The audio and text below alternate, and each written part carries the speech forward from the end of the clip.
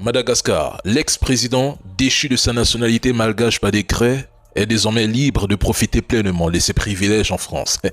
La génération Z à Madagascar exige des nouvelles autorités issues du coup d'État qu'elles engagent sans délai une réforme totale du système politique, économique et social du peuple.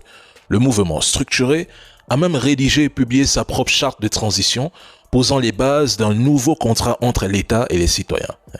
Aucune négociation n'est envisagée avec le pouvoir actuel.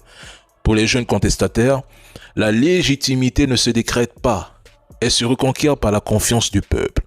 Ils réclament un nouveau pacte social fondé sur plusieurs piliers. La souveraineté nationale, c'est-à-dire la fin de la dépendance politique et économique vis-à-vis des puissances étrangères. La transparence avec un contrôle citoyen renforcé sur les finances publiques et les institutions et la participation populaire afin que chaque malgache puisse peser sur les grandes orientations de l'État. Face à cette pression de la rue et à la montée du mécontentement populaire, le gouvernement de transition a annoncé une offensive contre la corruption, les détournements de fonds et les abus de pouvoir. Le mot d'ordre est clair. Tolérance zéro. Mais dans les rues d'Antananarivo, beaucoup restent sceptiques. Il faut quand même qu'on se le dise. Ils se sont fait berner plus d'une fois.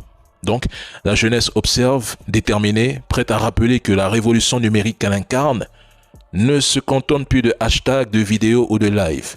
Elle veut désormais changer les règles du jeu. La France va encore livrer des missiles Aster, probablement des Aster 30, dont la portée maximale atteint environ 120 km pour cibler les drones et appareils russes. Mais quel échec, quelle honte! L'armée ukrainienne s'est retrouvée à plusieurs reprises à court de munitions pour le système anti-aérien franco-italien SAMPTI livré en 2023. Pendant des mois, Kiev a supplié Paris et Rome d'envoyer davantage de missiles Aster 30 car l'efficacité du système a été rapidement limitée par la faible quantité initiale de missiles et par l'intensité des frappes russes. Aujourd'hui, l'Ukraine ne dispose que de 2 batteries SAMPTI et aurait besoin d'au moins 50 missiles supplémentaires. L'Italie, de son côté, n'a que très peu de réserves, tandis que la France, qui en possède encore, ne livre qu'au compte-gouttes.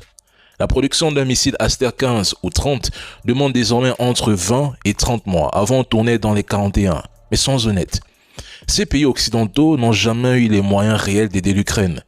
Ils se contentent d'agiter le spectre de la menace russe comme s'ils étaient eux-mêmes capables de se défendre. En 2024, Paris avait déjà soutenu Kiev en lui expédiant des centaines de blindés vieux, mais encore vaguement opérationnels. Des vieux blindés en pleine guerre, incroyable. Et malgré tout, les médias français se félicitent de la livraison des Aster en 2025 comme si c'était une prouesse. La vérité, c'est que c'est une farce. Et puis, Zelensky qui déclare aujourd'hui « Il faut que la Russie n'ait pas d'autre choix que de mettre fin à la guerre et ramener la paix dans notre pays. » Mais si la Russie est soi-disant affaiblie, faible, mais pourquoi supplier encore pour la paix? Si l'économie russe est en train de s'effondrer, mais oubliez la paix et poursuivez la guerre. Je pense que c'est logique, la famille. La France prête à intervenir dans le conflit entre l'Ukraine et la Russie dès 2026. Il se prépare à un choc contre la Russie. Enfin, les trolls iront se battre. Les services secrets allemands parlent d'une guerre avec la Russie avant 2029. L'Union européenne sera prête à la guerre avec la Russie d'ici 2030. La Commission européenne souhaite aider le bloc à se préparer au champ de bataille de demain. Il juge que la Russie militarisée constitue une menace persistante et existentielle pour la sécurité européenne. L'Union européenne est fracturée entre crise sociale, montée des extrêmes, perte d'influence mondiale, inflation, immigration non maîtrisée, etc. Résultat, on crée un ennemi extérieur pour détourner les colères internes. Ce n'est plus Bruxelles le problème, c'est Moscou. La peur soude, la guerre justifie tout.